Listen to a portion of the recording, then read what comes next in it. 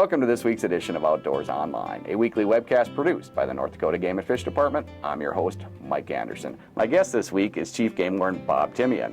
Bob, every year is a little bit different for your wardens as far as activity and citations. How did 2019 go? Overall, 2019 was a good year. As we all know, it's no secret that we had a very wet year, especially the fall, that not only impacted farming and ranching community, it impacted the hunters. Sure, and I see the number of violations went down in 2019. That's probably... I'm sure that the difficulty hunters had getting around and the conditions out there were probably one of the factors in that. Okay. Any trends that you're seeing over the years? Not really. Numbers of citations to a particular violation, failure to carry your license, not having enough life jackets, personal flotation in your boat. Those are kind of two that are always toward the top of the list. Seem to be trending about the same year to year. I mean, yes, there's some mileage, but nothing has jumped out as a major change. Okay, one of your most common violations over the years has been not having enough life jackets in a boat. Explain that, Bob. Well, we have an awful lot of boaters in North Dakota, and we have a long boating season. So, I mean, it just stands to reason that, that if you have thousands of boaters out there over the course of the summer, that there will be times when people just don't bring enough life jackets, a certain percentage. So, I mean, we would like it to be none, but the reality is that, the statistics show that if you have thousands of people participating over a long period of time, there will be a certain level of violation. We've added some units as far as chronic wasting disease, and I noticed there's a few more violations this year. Well, I mean, just by the fact that we have some new units and new CWD units, it would stand to reason we would see a few more CWD violations. That's not unusual. We didn't have a large number of violations, but as CWD as an issue will continue to be an issue for North Dakota of itself. I mean, if you look at surrounding areas and stuff, it continues to expand. North Dakota Game and Fish is doing what we can to try to slow or limit the expansion of it, but CWD will be a continuing issue into the future. And the Game and Fish Department is trying to educate all the hunters in those units as much as we can so they follow the regulations. Yeah, well, we're trying to educate hunters and the public in general across the state as, what CWD is, what can be done to at least hopefully limit the spread in North Dakota. This coming year, 2020, is the first year of a 3-year boat registration cycle. Typically, we notice in the first year of that registration, the violations go up as far as not having your boat registered. What can people do? Well, I think part of that is that the registration runs out at the end of December, and people either forget to register it or they register it and they throw the sticker somewhere else because their boat's in winter storage, where in North Dakota, the boating season really gets rolling end of May into June, and the department this year, for the first year or two, really, I think, will hopefully have a positive impact on people getting their boats registered in a timely manner.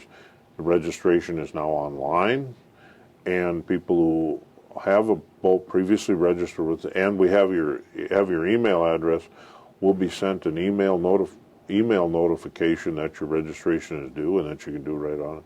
So we're hoping that has a positive effect on reducing the number of non-registered boats. Speaking of boat registrations, Bob, there's something new for non-registered boats in North Dakota. If they plan on using their watercraft on lakes in North Dakota, they need to purchase an AMS sticker. Yeah, I believe there's potentially some confusion out there regarding who needs a sticker and who doesn't.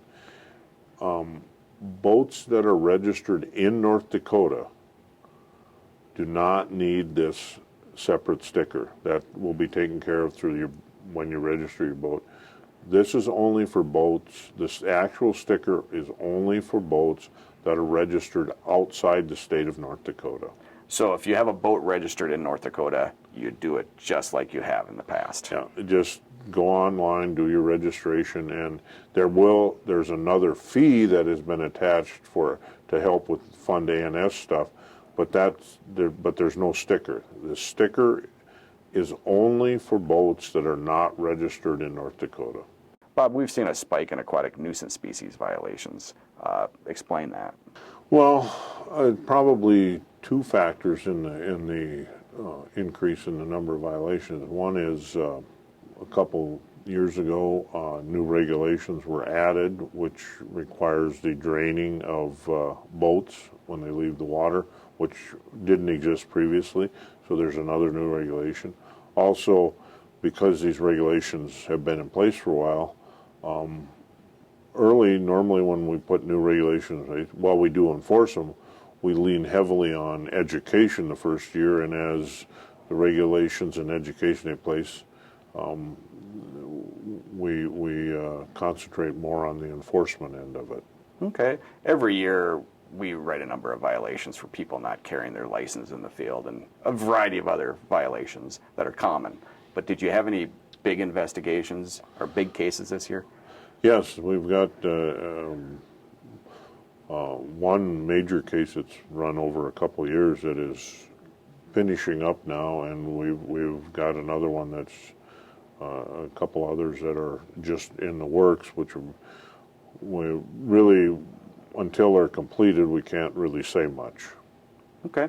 A recent citizen survey was done that you wanted to talk about. Explain that, Bob. There's a national survey being done by the National Law Enforcement Chiefs Association with a grant from the Association of Fish and Wildlife to survey nationwide citizens on conservation law enforcement. And as part of that, you can also get a state-specific survey, which we did do in North Dakota, and which is just, as we speak, been completed. So we haven't had a chance to really go through the results yet, but we're hoping that by surveying the citizens of North Dakota regarding conservation law enforcement, that it will give us another tool to make good decisions going forward into the future. We're also trying to use is how do we use technology, computers and programming to better analyze our enforcement data, to give us violation rates and trends, so to help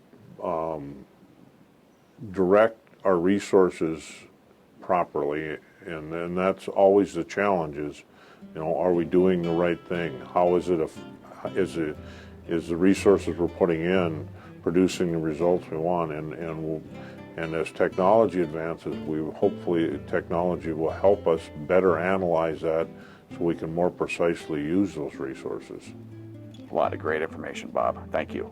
For a complete list of all the game and fish violations in 2019, take a look at the February North Dakota Outdoors magazine. You can also view the magazine online at gf.nd.gov. For Chief Game Warden Bob Timian and the rest of the staff here at the Game and Fish Department, thanks for joining us for this week's Outdoors Online. We'll see you again next week.